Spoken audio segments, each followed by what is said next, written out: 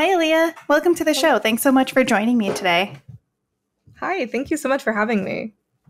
Absolutely. So when we first talked, I think last week, you mentioned being introduced to long-term care planning at 22. Can you share your personal journey with long-term care planning and how it influenced your career path and financial planning? Absolutely. So I just graduated with my bachelor's degree from University of Illinois at Urbana-Champaign about 6 or 7 months ago at the time of this recording. And when I was on campus full time as an undergrad, I visited home about once a week or every other week because I live very close to my campus. Um, Whenever I came home one day, like early December, we're getting ready for Christmas time, my mom walked out of her room and half of her face was not moving. Hmm. So we all were trying to nicely pressure her to go to the hospital. She's a registered nurse, and you being in the medical field know that sometimes people who are in the field tend to be resistant to actually going to the hospital when something is wrong. So after some pressuring, she insisted on eating breakfast first. We took her to the ER, did a couple of CAT scans and an MRI, and they discovered that she had had a stroke.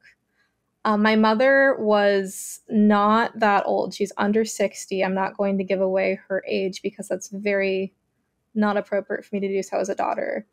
But she's not in that traditional age range where you're expecting something life-threatening to happen.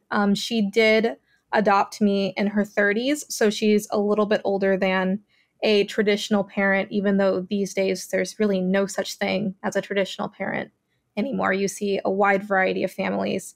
But that being said, when we're having conversations about long-term care, the conversations that need to happen are about the evolution of the family and how sometimes you have parents who are in their 50s while their student or while their children are students or while they're still entering the workforce. So that's what happened with me. I was visiting home from college one day and my mom happened to have a stroke as soon as she got out of bed. So we were in the hospital and we discovered that she had a huge blockage in her carotid artery and she had to have very life-threatening surgery. The success rate for the surgery was relatively high, but there was enough of a worst-case scenario failure rate that we had to start having conversations about what would happen if she died. And one of the things that gave me a lot of insight for long-term care and planning, as well as some of that estate planning for the worst case scenario, is having a class that covered estate planning and long-term care. I study financial planning and I studied it full time when I was at University of Illinois. That's where I got my education requirement for the CFP. But I know that not everyone is studying to be a financial planner or is in the financial planning field. I was very lucky to have had that class at the same time as my mother having a stroke. And so I recognized the importance of it. And it was really great that I had this class because I learned about the nuance that goes into preparing for a loved one to either get life-threatening surgery or preparing for them to cross to the other side. Because worst case scenarios don't always happen. Most of the time, worst case scenarios don't happen. So we had to figure out not only what would happen if she passed away, but also what would happen in between. And I was empowered through this knowledge that I had to have these conversations with her before she was ready to go back to surgery. I can't imagine trying to be her medical power of attorney and figure out all of these situations an hour a day before she had her surgery. So we had a few weeks that we could sit down and have these conversations. We talked about the worst case scenario, but we also talked about what would happen if she were incapacitated, if she were in a coma, if she required additional care. And through those conversations, we had a clear action plan. We had a very well thought out estate plan that included succession and everything that needed to be done, but that's a conversation for another time. We also had a very clear plan for if she were to be in a position where she were a vegetable or if she needed additional care. If she became a vegetable, she said that she wanted DNR papers signed. And if she recovered from her surgery, but was in a position where she could no longer take care of herself, she gave me the permission and empowered me to allow her to be placed into a nursing home. These conversations were extremely helpful to me, especially as a young person. I was so young at that point. I'm still young now, but I was even younger back then. It gave me the strength that I needed to make those decisions, because I was studying for final exams at the same time as making sure that my mom was ready for her surgery and set to go. My final exams were actually a week after her life-threatening surgery. And so having that peace of mind and knowing that we had a path forward protected her, because it gave her a less stressful experience, but it also protected me as the decision maker, because I knew that in the future I would be having a lot of other thoughts and my mind would be somewhere else. And so having the controlled opportunity to make decisions beforehand allowed me, as a very inexperienced young person, to properly handle the situation. We were very blessed and lucky. She made it through the surgery successfully. She's had nearly a full recovery. There are some days where she's not operating at 100% functionality, but she's still able to go to work. She's still able to support herself. And in some ways, she's actually doing better than she was before. The surgery inspired her to lose almost 100 pounds over the last year and a half, and I'm very proud of her. She's doing very well. Thank you for sharing that story. I think you shared quite a few points there that are so important to address. I think one of the first things you mentioned was the dynamics of non-traditional families now, right?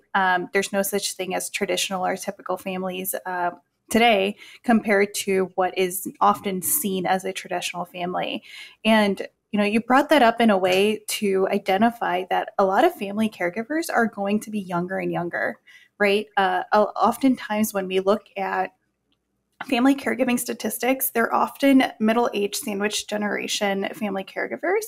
They often have families of their own while they're trying to navigate care for their parents. And I have seen increases in the amount of family caregivers who are younger, who might not yet have their own family, or maybe they're married but don't have kids yet, or they have really young kids who also require their attention, right?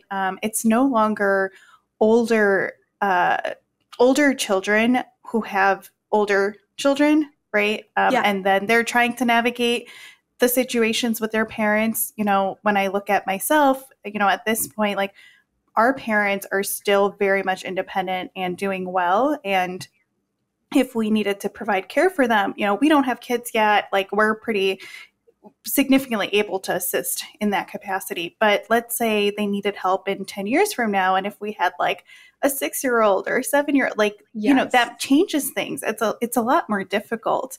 And when you look at the traditional statistics, right, like what has been happening for years or decades or centuries is that people tend to have kids younger, which is changing.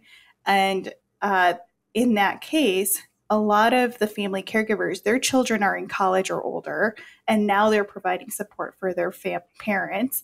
And so they're, at any given time, they're caregiving for one person or one generation, not both generations, right? Exactly. And that's changing. A lot of family caregivers these days are caring for both generations at the same time, the kids and the elders. And that really changes the dynamics. The second thing you pointed out was the fact that your mom is already a healthcare provider and likely understood the implications of what was happening, right? She knew as soon as she probably walked out of that room and saw that half her face wasn't working, she probably knew what was going on, right? And then she knew what that would mean in the hospital. And potentially, as hesitant as we are as healthcare workers to get all the care that we need, she probably knew the implications of going into surgery and understanding what the aftermath could look like. And that likely helped her and you process it better and plan a little better. But what about the families who don't have healthcare providers in their family, right? What about those people who have no idea or no foundation to even try and understand the implications or the aftermath that could happen, right? Especially when it comes to finances, because we think that, health insurance covers everything. Oh, I have health insurance, I'll be good. But we know that that's not the case. So I guess with your experience and your educational background, what are the key financial considerations that families should be aware of when planning for long-term care or emergent healthcare needs? Absolutely. So, one thing that families should start thinking about, even if you're in your 20s, if you are living in a capacity at some level on your own, is starting to consider options for financing. There are multiple ways to do that. A lot of people self fund using savings accounts. However, additional options might be government funded programs like Medicaid, Medicare, the VA, and Social Security sometimes has some long-term care options for people who are over the retirement age. There are also excellent opportunities in insurance. And for a second, I really want to explain the importance of insurance and get into a little bit more about what it does. Because, yes, something that you mentioned, it is a very common misconception that health insurance will cover everything, and it truly does not. Health insurance is to cover your wellness checks and then any issues that might arise whenever you're coming into those wellness checks. They don't typically cover things like in-house nurses. They don't usually cover nursing homes.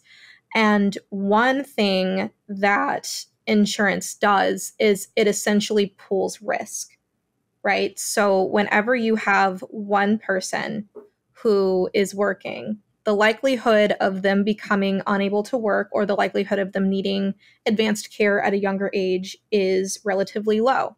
However, the cost of self-insuring is extremely high if you look at sometimes the extremely high rates of in-house care, of medication, of support, of getting a wheelchair ramp put into your home. All of these costs add up, and the cost of self-insuring becomes very high. You might be looking at a couple of millions of dollars if you become unable to work in your 40s when you're at your prime income generation period of your life. And so the purpose of insurance is to pool that risk together, because fundamentally, if you have one person, they have a very, very, very, very, very minuscule risk of becoming unable to work and unable to take care of themselves. However, if you get a group of people, a larger group of people, statistically, if you're looking at a person who's between 35 and 55, the likelihood of them becoming unable to work from a health-related issue is still very low, but it's higher if you take that statistic across 1,000, 10,000, or even 100,000 people, as opposed to just one person. So that's the purpose of insurance. It's about pulling that risk.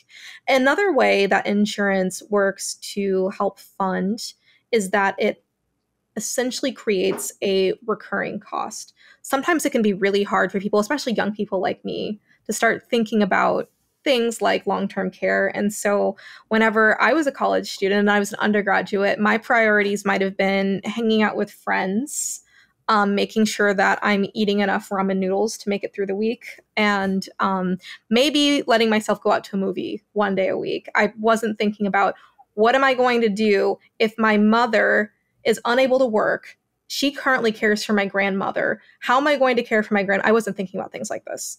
And so a really good way that insurance does this is, as a parent, investing in I use the word investing, meaning purchasing.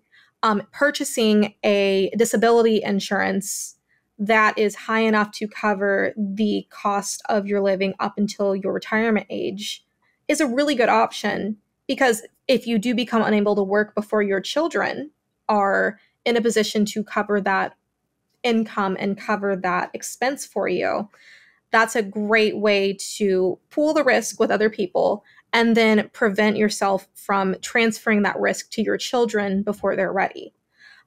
Luckily, because my mother is an RN, she does have disability insurance, and she also has options that would allow us to be able to care for her and my grandmother.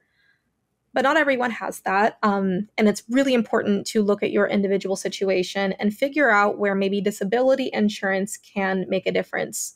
Another great way to come up with a large amount of money that you can use for long-term care is life insurance. If you have a spouse that may need long-term care in the future, and you happen to pass away at a younger age, having a life insurance policy that is enough to cover even a portion of that long-term care is an excellent way to hedge against the risk of having a spouse that is unable to care for themselves in the future. This is in part how my grandmother has been able to live for so long. She recently moved in with my mother about 4 years ago, and she was on Social Security for surviving spouses. And that was how she was able to support herself for many years until she had to finally move in with my mother and get additional care from my mother. But in different households, there are also different financial situations. My grandma is very frugal. She was born in the Great Depression, and she sometimes forgets that we are allowed to buy butter, like real butter. So she has a slightly different situation. But if we're talking about people, especially in that boomer age group where we're actually starting to see people needing long-term care, it's really important to know and understand your financial situation and your lifestyle situation, because a big part of long-term care planning is also making sure that you are keeping up the lifestyle that you are accustomed to. It's going to be really difficult for a person to adjust to going from dining out maybe 3 or 4 times a week to having to cook on their own, especially if they're unable to care for themselves. The cost of caring for yourself versus having someone else cook for you or being able to dine out is a much bigger difference. It's very important whenever you are talking about financing and figuring out options and creating a plan with a professional like you to understand the lifestyle and understand the budget before you go into those conversations. Yeah, absolutely. Those are some great points. And I think you almost alluded to this one too, but what's your take on long-term care insurance? Yes, long-term care insurance is an excellent option for people who want to hedge the risk of becoming eventually unable to work. Long-term care insurance covers other costs like those nursing homes. If you want to have options for choosing your nursing home, it covers in-house nurses. It covers those things that regular medical insurance and health insurance does not cover. Yeah, absolutely. Earlier, you kind of dived into how having those conversations with your mom and being able to have her wishes written in writing, right, provided in writing, you were able to avoid some of those emotions that may come up afterwards, right? And one of the things I always talk about is the feelings of guilt and the guilt about the guilt when you have to make decisions for your parents or for your elders and your loved ones that you may not know if it's the right thing to do or not, right? But having them in writing absolutely encourages you to make those decisions because they've written them down for you. Even if you may not agree with them, it helps remove some of the guilt that you feel about having to make those decisions. So I want to ask, how does the emotional and the mental impact of long-term care planning affect families, especially how maybe you experienced it? And how can financial planning alleviate some of those stressors? Absolutely. So there are 2 parts to the emotional component of having a long-term care plan in place before the worst case scenario or any scenario happens. The first half is for the patient or for the parent, whoever is in the situation where they might be needing long-term care.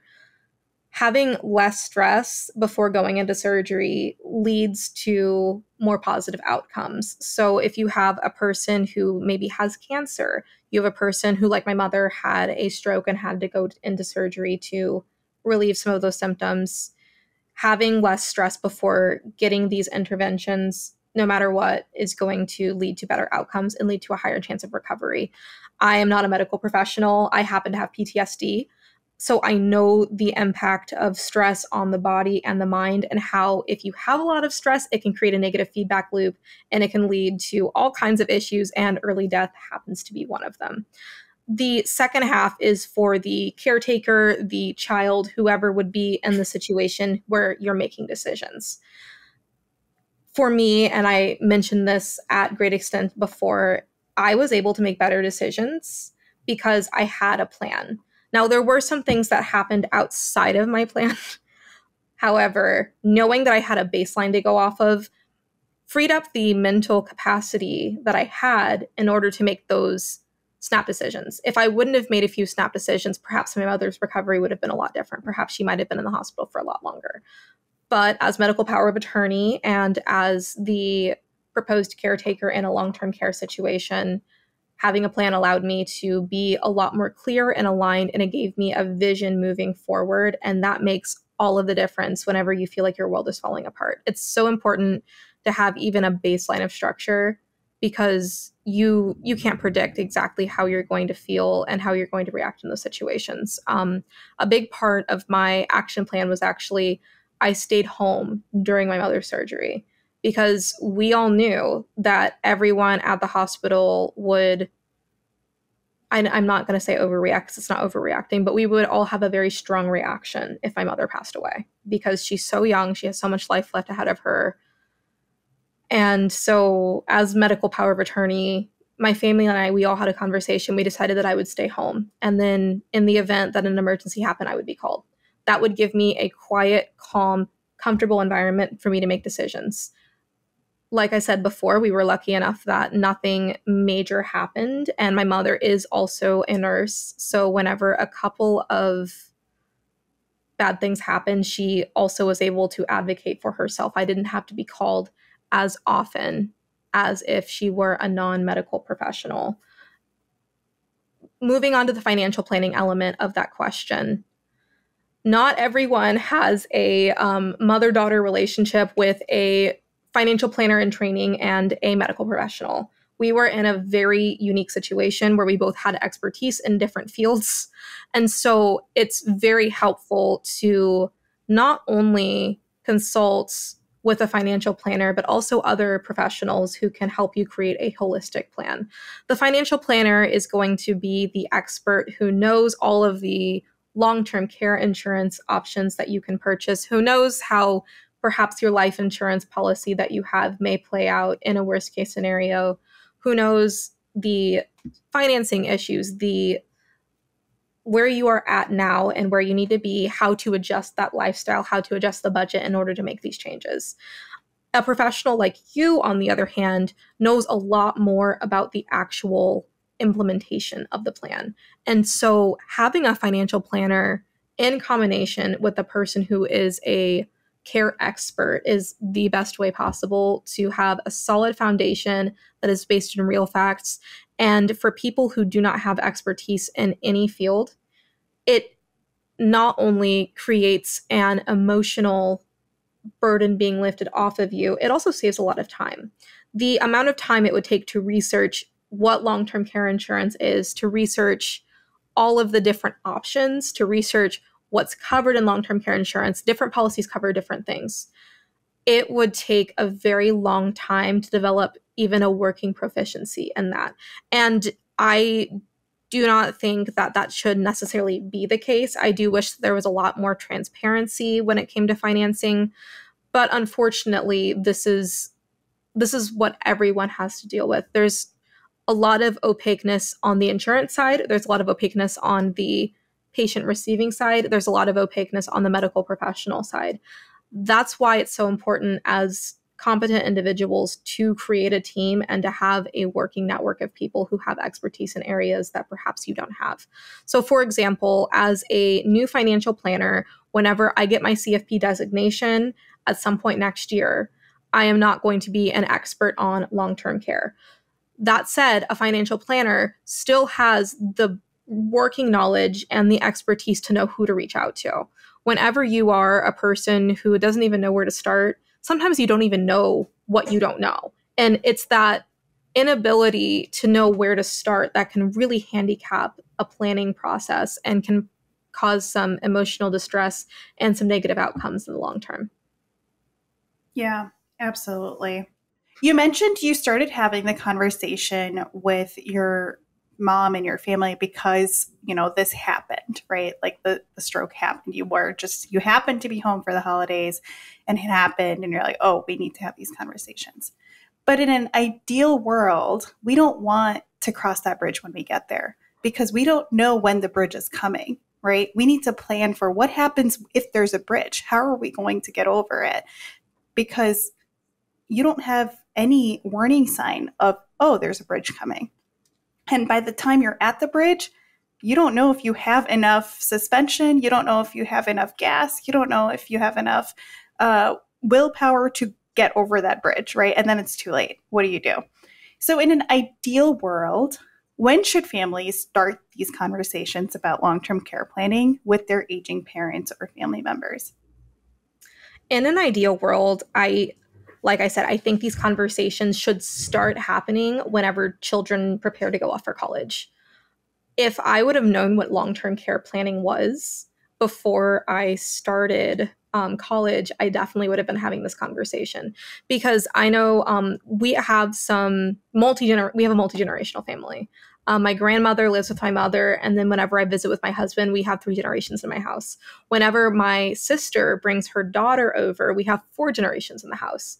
And so if my mother, who was the primary earner across these 4 generations, were to lose her life or lose her ability to work or lose her ability to take care of herself, I would be the next person in charge of managing 3 to 4 generations of family, just because my sister is younger than me and she is still a student and she is further from graduating. I graduated already, which I'm very lucky, but at the time when we were 22 and 20, it would have created a very big, I probably would not have been able to complete school at that time. I recognize that. And, oh, sorry, hold on one sec. I put my finger on the touch lamp. There we go. Let me go back to where I was. I probably would not have been able to complete school at that time, given the fact that we have multiple generations in our family and our household that all depended on one generation of earners. That said, if I would have known what long-term care planning was whenever I was a little bit younger, before going off to college and before putting myself into a situation where I was highly leveraged and I wasn't making much income, I would have wanted to know how to protect my mother in that situation and also how to protect myself as a student. Because as a first-generation university student, it is my ultimate goal to graduate and to be able to provide for my own family in the future. And I know that having these conversations beforehand would be the best case scenario to allow me to continue to go to school, to allow my mother to get the care that she needs, and also to keep the harmony across the 4 generations in my family. That said, I think that in an ideal situation, long-term care planning should be something that's discussed around the ages of 18 to 21 as you're starting to establish yourself in adulthood. I agree with you. I don't know that I ever thought of it or considered it from that perspective, but it makes sense. It makes sense to have plans in place as soon as you're moving away from home, because in the case that something happens, what's the plan, right? When you're at home, I think it's not as common to think about things like that because you're like, oh, I'll be around if something happens. But especially when you're going to be moving away, I think it's imperative and really important and the right time to start having those conversations. Absolutely. And that's not to say that you can't continue the conversation over time. The ability for an 18-year-old or a 17-year-old or a 19-year-old to retain a full long-term care plan might not be at its optimum point, right? When you are starting college, you're applying for schools, you are going to orientations. There's a lot of stuff on that young person's mind. But this is a process that can start happening then and then continue over time. So if I could go back in time, if I could get into a time machine and tell my 18-year-old self who was about to start college what was going to happen, I would want to sit down and have a very brief conversation with my mother and go over the basics. Just start having the conversation and say, hey, Mom, I'm about to move away. I want to be able to make sure that I can stay in school and that you're also taken care of if something bad happens. What can we do to prevent the worst case scenario. And that's where the conversation could have started. And then once I graduated at 23, but in that 21 through 24 age range, whenever I become a young professional and I start generating some income, I found my husband, I got married at 23. The next step to the conversation could have been, now that I'm generating income, what do we need to do in order to make sure that you're taken care of? What maybe do your finances look like on a very high level to ensure that I can make sure that your lifestyle is still the same that it was before? And how does my husband play into this? Because a really big important part, and this goes into that emotional side and that family dynamic side, is setting boundaries. Now that I'm married, for example, I probably can't live at home the same way that I could have before. If when I was 22 and I was single, I went home basically the entire semester whenever my mom was recovering. I went to class. I think I had classes Mondays, Tuesdays, and Thursdays, and I was home pretty much every other day because she needed additional support. Even though she didn't need professional care, it was still very difficult for her to function as a person without additional support. So I was home a lot more. As a single person, I have no other obligations and commitments. Fundamentally, my apartment did not miss me when I was gone on campus. But now that I'm married, if this would have happened when I had a husband, we would have to have a conversation with my husband. We'd have to have a conversation with his family to figure out the best way. And then other family members might have had to step in where I could not be, because I could not be 100% at that point anymore because I have additional commitments. I have a full-time job now where I didn't before. And there's a lot less flexibility fundamentally as a working individual than there is as a student. Being a student, even though it's not easy, being a student is not easy, and I will never discredit the experience of young people, there still are a lot more safety nets whenever you're still in school versus when you're out of school. So starting to go into those conversations and asking those questions and figuring out those dynamics, setting those boundaries, starting to set boundaries when you're in your early 20s is best. Because if you have issues of enmeshment or tangling your finances, and then it progresses and compounds until you're in your 30s, 40s, 50s, and you're in that traditional range for being a caretaker, there's a lot to unravel in a very short period of time. So setting proper boundaries is a great first step. And then as you get to that traditional, I say that in air quotes, as you get to that traditional age, you can start to have even deeper conversations. Like, you are now at the age where it's typical to start to expect this. It's not that I think, and this is the important part, you're not trying to put your parents or your people who took care of you as a child, you're not trying to wish them that they're dead. And I think that that's what a lot of people assume, is that having these conversations automatically assumes, oh, you must be thinking about your inheritance. Oh, you must be thinking that I'm going to die soon. You must be thinking that I'm sick. It's important to emphasize that you're wanting to have these conversations because they're still healthy and you want them to stay that way. Even now, I know that this is very much a nitpick on my part. My mom loves to go outside. She belongs outside. She's healthier that way. But I bought her some SPF 100 to put on her face because I saw a freckle that looked kind of like skin cancer. She got it checked out last year. It was not skin cancer.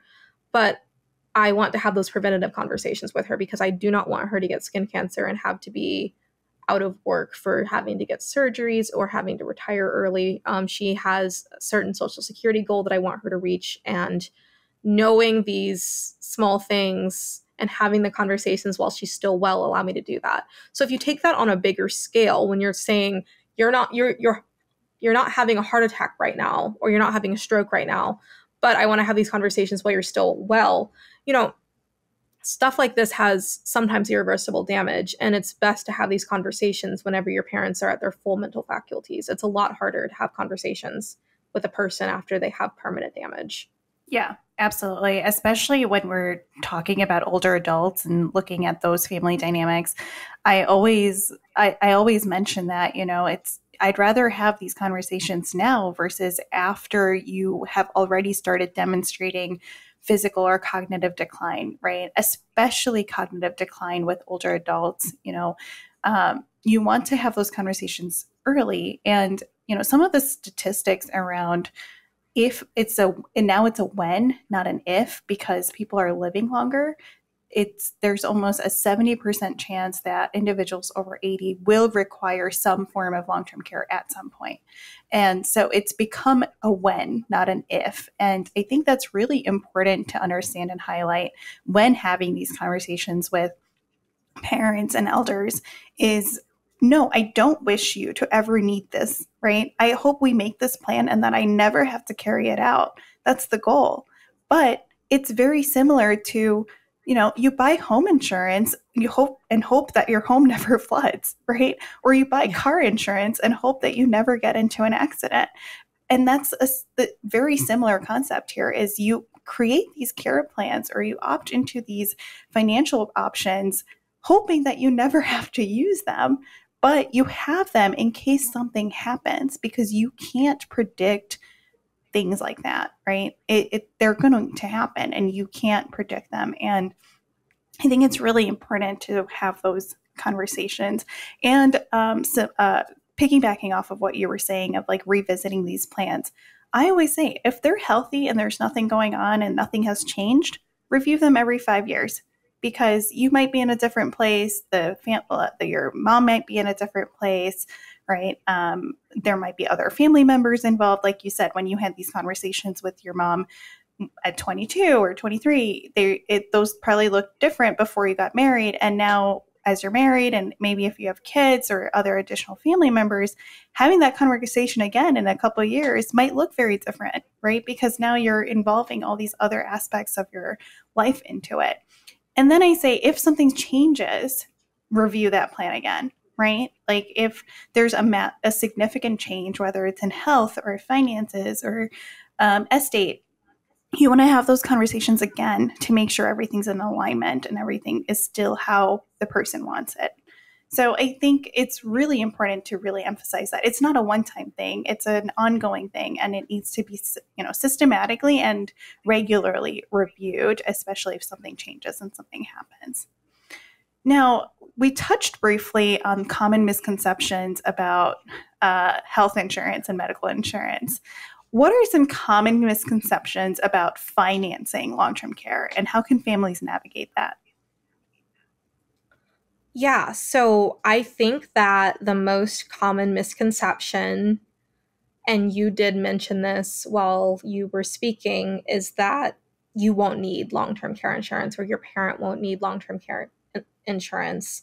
I think that that statement that you made, when rather than if, is extremely powerful because it really does speak to the current situation that we're in. As science develops more life extending strategies and medications, more people are going to adopt these life extending strategies and medications. And those life extenders cost money. And so that's where a lot of the long-term care cost comes in. As I was doing a little bit of research before this episode, I saw a staggering statistic that most of the medical expenses that you have in your entire life are accumulated in the last 5 years of your life, and the biggest percentage is in the last year of life. So when I see things like that, it really makes me have a new, much more deep understanding of the absolute importance of long-term care. I follow Matthew Jarvis on LinkedIn, and he is a very excellent conversation starter. He also has a podcast. He actually posted either yesterday or today about long-term care, medical expenses in the long term, and he had the same sentiment, that when rather than if. He had an opinion where he said basically that in his frame of mind right now, he says, yeah, just don't revive me. I don't want to extend my life any longer. But in the comment sections, it was really important. A lot of people brought up the point, you don't know what you're going to think whenever you get to that age. And so if you're thinking as a child, future parent who's eventually going to age, if you are thinking that, no, you don't want long-term care because you're just going to call it quits, you'll call 70 or 80, that's long enough, that's good enough life. You don't know what you're going to feel once you're 70 or you're 80 and you're faced with death. And so even if you don't think that you're going to fulfill a long-term care planning goal, it's important to be prepared for it. It's better to choose to pass away with dignity naturally and have the long-term care option than to not plan for it and then later in life, whenever you are faced with death, choose to prolong your life and then not have the funding for it. It allows for the growth of generational wealth. It's very forward planning, and it's much better to be overprepared than underprepared. So I think that's the number one common misconception. We also touched on the fact that health insurance is not long-term care insurance. That is very important to remember. You can't put all of your bets on health insurance. I know that health insurance itself seems crazy expensive, but they do serve different functions.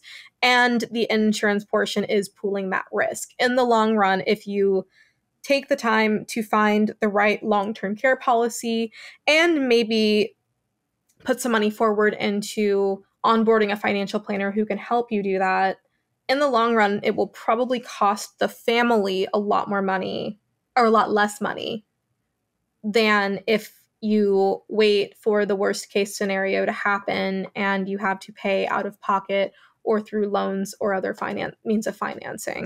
So that is an important thing to look at. I think also that itself is its own misconception, that insurance itself is not worth it, because when you compare the cost if something bad happens and you self-fund versus if you have insurance, usually it's a lot lower because a lot of people are pooling that risk together. You hope that you are one of the common people who has a natural working life and then can retire and has Social Security to live off of before you're even thinking about long-term care. But again, it's really good to be prepared for that to not be the case. I think that a final misconception, and this is something, like I said, I wish I would have done sooner. I think that in the industry, we need to start talking about having the conversations sooner. We went into that in quite a bit of depth. And on the patient caretaker side, that's excellent. But I also think that that's something that needs to start being talked about on the provider side. So doctors need to be having these conversations with their patients, maybe suggesting, not telling them what to do, because again, it's important to stay in your zone of expertise, but raising awareness about it, which is exactly what you're doing with this podcast, is something that's super important. And I think that's the final misconception that I can think of when it comes to these subjects.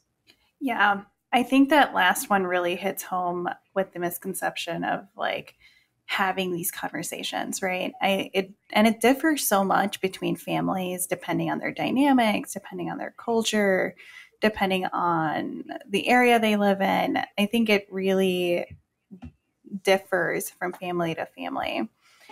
How can adult children effectively initiate and navigate the conversation about long-term care with aging parents, or even younger children with their parents, without causing some of that undue stress or resistance? Because like you mentioned, sometimes when you start having these conversations, you might get some pushback, right? Like, oh, why are you thinking ill of me? Why are you thinking that I'm going to get sick? Or why do you want me to need care, right? And that's really not what we're trying to do. And so, what are some effective strategies that maybe you've picked up along the way or you've heard from that you think could really help children effectively initiate and navigate these conversations early?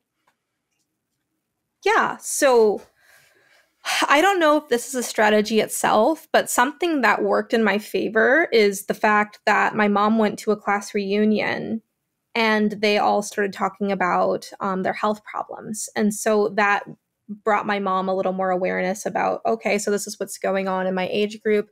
So maybe encouraging conversations about health benchmarks and taking a look at where you compare to other people. And while I know that comparison is the thief of joy, this might be a strategy that has a net positive outcome, because your parent might be super healthy. You might have a parent who likes to compete in half marathons and eats chia pudding and juices 4 times a week. That's definitely not a standard parent. And this parent might also hang out with a bunch of really cool health people who kill it at the gym and are in their late 60s to early 70s, right? If they create a community of people who are also exceptionally healthy, it might be really easy to lose sight of those health benchmarks in that age group. So starting the conversation, especially when you might have a more defensive parent or an exceptionally healthy parent, might be a good starting point. Before my mom had the stroke, she honestly did not look a day over 39. Now that she has had the stroke, she still looks fabulous. She looks very young, but she no longer looks in her 30s for obvious reasons. It does take a stress mentally and physically on the body. So it was really difficult to have conversations with my mom about her health because she looked so young. Everyone thought she was almost 20 years younger than she was. And so that was a really tough starting point for me. But the health benchmarks really did help, especially whenever she made the decision, she empowered herself to lose the weight to prevent health issues in the future. That's one way that you can open up the conversation. I think another really good way to ease into the conversation is sending articles. Articles on free resources like Healthline are a great way to start conversations, because then the conversation is not about your parent and it's not about the peers. It's about people in general. It's about general statistics. Whenever you can broaden it and you can depersonalize the subject a little bit more, it makes it a lot easier. Talking about things in terms of preparedness and taking an internal locus of control rather than an external locus of control and framing it that way is super important too.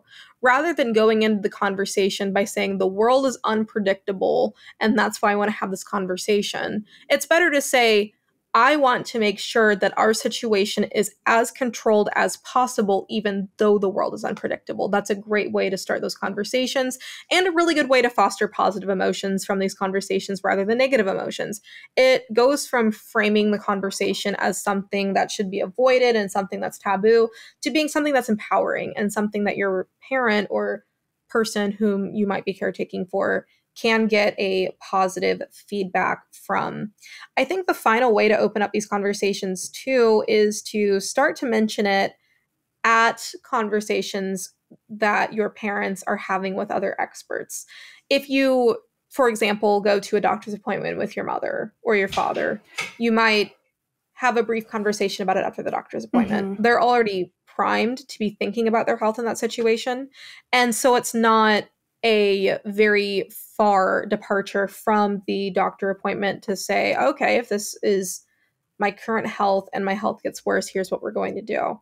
Another really great time to do this is if your family already has a financial planner, a financial advisor, or any sort of financial professional, is to mention it either during their review, before their review, or slightly after their review. Different families and different cultures have very different relationships to money. You know, understanding your money story, understanding how your parents relate to money is very important. For example, I am an American and my mother has been very open about managing her finances as a single parent with me since I was a teenager.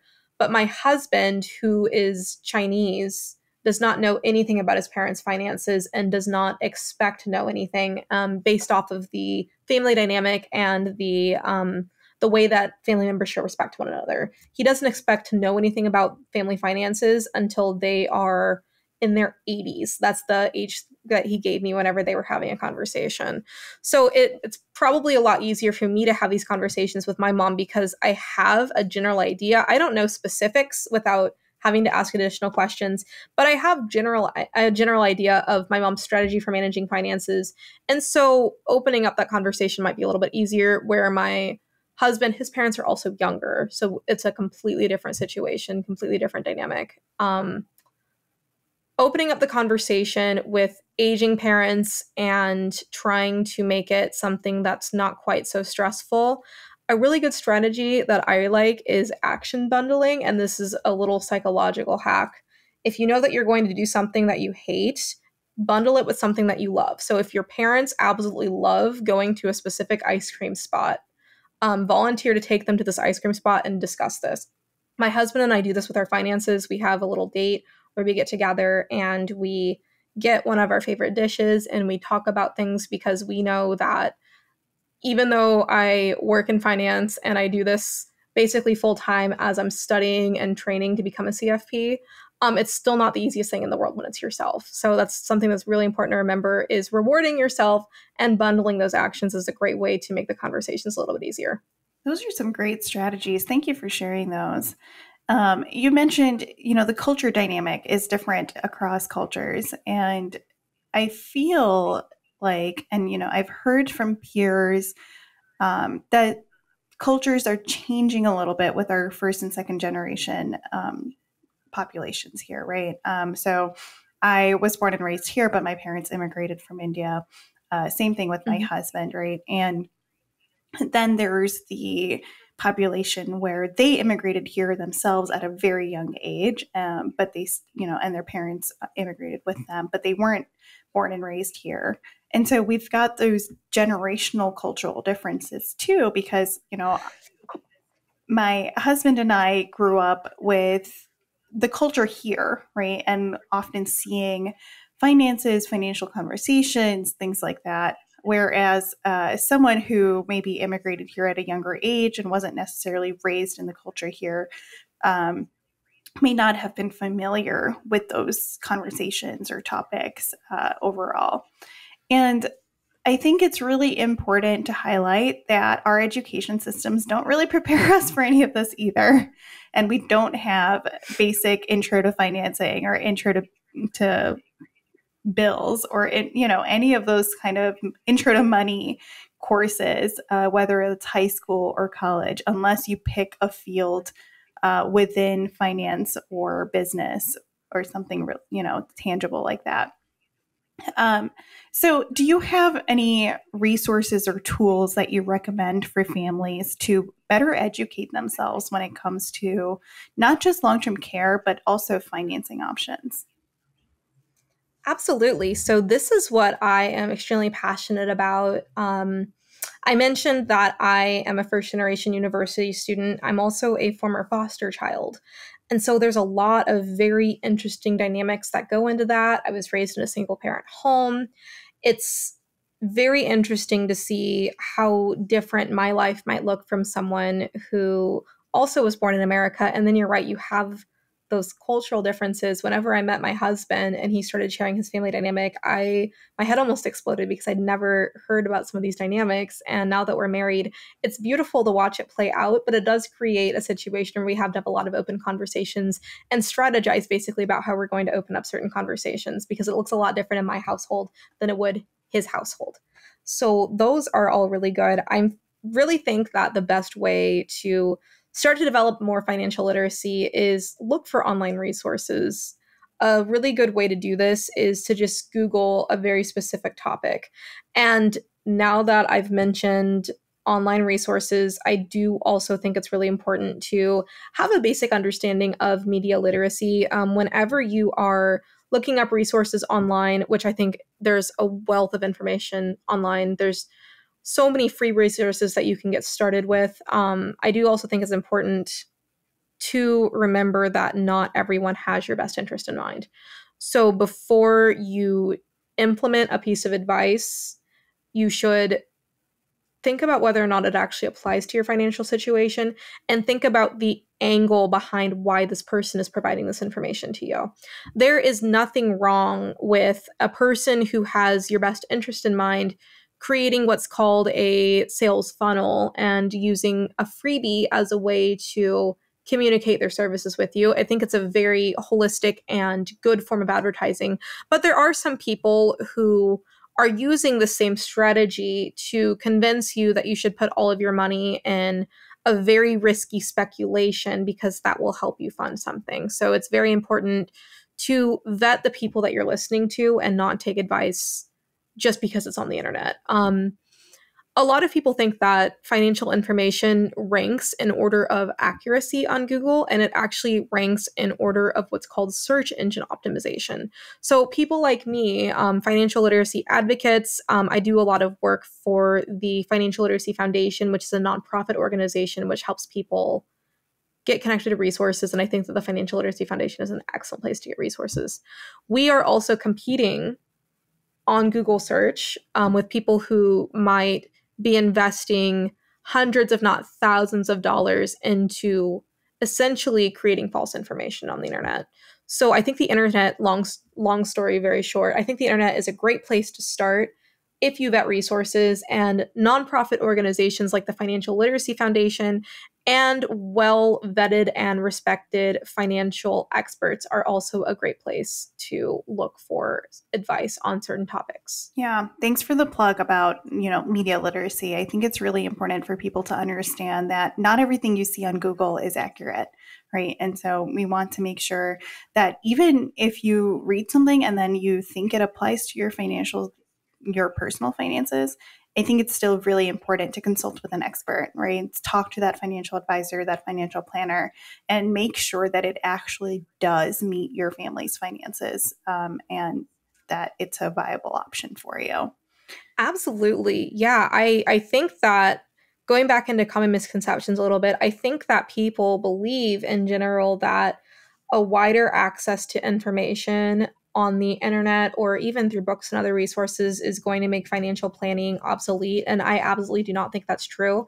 I think that it's very important to have a well educated general population. And then it's also important to have those experts be able to lead and guide and help you figure out, what's accurate and what's not. Because as more information is available online, especially with AI, artificial intelligence is a really big contributor to information in general, but it can also contribute to misinformation. I know on Google specifically, I think that most people use Google whenever they're trying to search out new information. On Google, there is this new AI tool that generates some different results from top search websites. And for a website that has a very high, what's called high authority, it's extremely easy to manipulate this AI function to say incorrect answers. And so that's where I think that financial advisors, financial planners, financial experts, even financial coaches can come in to be a vetted source of information. Certifications do still matter in situations like this, but that also does not discourage anyone from trying to gain as much information as they can by themselves. It's very good to have a symbiotic relationship with an educated client because that allows the financial planner to effectively communicate what they're trying to do. And it allows the client to have a real part in the decision making process. The financial planning career in general is moving away from being, the authority up here and then the person that is receiving the advice not having any say or any knowledge. I think that starting to work together as two trusted individuals is where the profession is going, and why I think that digital information is such a great asset to the field, the profession, and also the world as a whole. Yeah, absolutely. I just want to say you've shared some phenomenal information here today, and I think we've had a very productive conversation around early planning, early conversations, and especially looking into financing for long-term care options. What is one takeaway you'd like the audience to consider as it relates to all of the above? Absolutely. I think that the one takeaway I would say is that if you think it's too early to start, it's not. I don't think that anyone who is listening to this is too late. I also don't think that it's really too late until the worst case scenario has already happened. But if you're listening to this and maybe you're in your late 20s, you're starting your job, you came across this episode and you're wondering if you're looking for a sign, this is probably your sign to start having a conversation, even if it's just as simple as, hey, mom, hey, dad, I care about you. Let's talk about this at some point. Yeah, absolutely. I agree with you. Thank you so much, Aaliyah, for this wonderful conversation in highlighting the emotional side, the financial side, and just the general role of family dynamics when it comes to financial planning for long-term Thank you care. so much for having me. And thank you so much for the work that you're doing to bring more awareness to this subject. I cannot emphasize enough how impressive and how good I think this is. Thank you. Appreciate that. Thanks so much.